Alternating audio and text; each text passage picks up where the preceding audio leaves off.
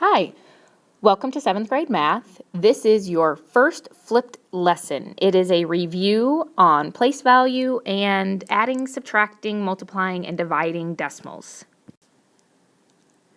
The first topic you need to review before we begin the 7th grade math curriculum is place value. The big difference that I want you to notice between place value before the decimal and after the decimal is the ending in the words. The ending of this word is tenths, hundredths, thousandths. All of those end in THS. Any place value that ends in THS means that it comes after the decimal. Now, another point I would like to point out is that they almost mirror each other, except to the left of the decimal, we start with ones, but there is no oneths place after the decimal. The first place after the decimal is the tenths value. Otherwise, it goes in the direct order in opposite directions. So we have a tens and a tenths, a hundreds and a hundredths, a thousands and a thousandths. So if I gave you a decimal that looks like this, and if I asked you for the digit in the tens place, this is the ones, this is the tens. So the tens place is a 4. But then on the other side, if I asked you for the digit in the tenths place, tenths place is one place after the decimal, and so the digit in your tenths place is a 3. Come back and use this chart as needed until you get all of your place values memorized. The next topic of review is adding and subtracting decimals. Something that you always want to make sure and remember when adding and subtracting decimals is you have to line up the decimal. That is a requirement when you add and subtract. So this first addition problem that I have over here, I want to make sure that my decimals are lined up. So I am going to put them on top of each other. So I have 21 and 4 tenths plus 6.82. It is absolutely important that these decimals are lined up. So then I'm going to drop my decimal straight down, and then I add like normal. If I am missing a digit, I can simply add in a 0 if that's helpful. You can, you don't have to. So again, I am adding these. So 0 plus 2 is 2. 4 plus 8 is 12. I carry my 1 over to the next place value. 1 plus 1 plus 6 is 8. And then I have my 2. And my decimal was already dropped, so there is my final answer. 28 and 22 hundredths.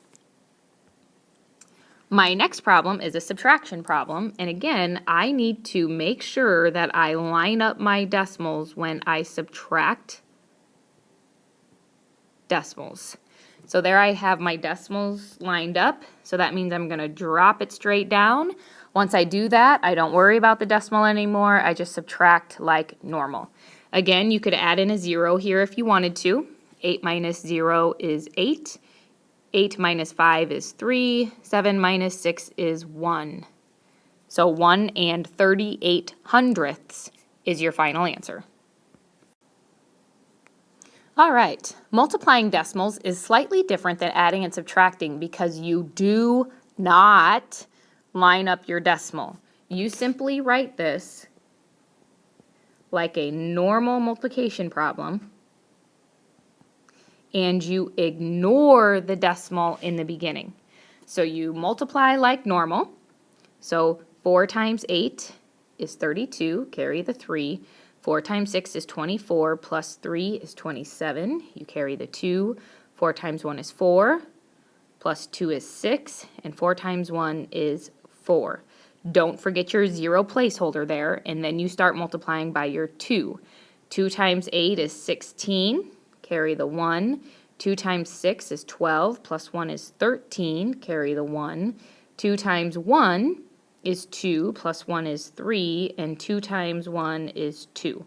The last step in multiplying, add your rows up. So I had 2 plus 0 is 2, 7 plus 6 is 13, carry that 1. 1 plus 6 plus 3 is 10, carry your 1. 1 plus 4 plus 3 is 8, and 2. Now, where you put your decimal, you come over here and you check. I have 3 digits that come after a decimal in my problem, so I move that decimal back 3 places.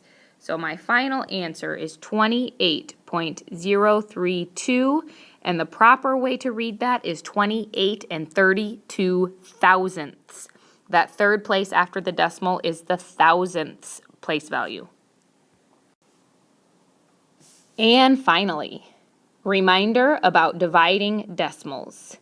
You will want to move your decimal in the beginning. You don't ever want to divide by a decimal, so we want to move this to the end. So to get that decimal to the end, I have to move it 2 places to the right. So over here, you also need to move this 2 places to the right, and then you bring your decimal up to the top, and then you are done worrying about your decimal, and now it just becomes a regular division problem. So now I'm dividing by the number 8. 8 cannot go into 7, so a lot of times we say put an X or put a 0 right there. Then I'm looking at the number 72. 8 goes into 72 9 times. 9 times 8 is 72. I subtract and get 0. I drop down 1 digit. 8 cannot go into 2, so I have to put a 0 up there. 0 times 8 is 0, so I still have 2. Now I can drop down my next number, and 8 goes into 24 3 times. So my final answer is 90 and 3/10. All right, we are going to move on to our beginning review. Good luck, and be sure to ask questions when you have them.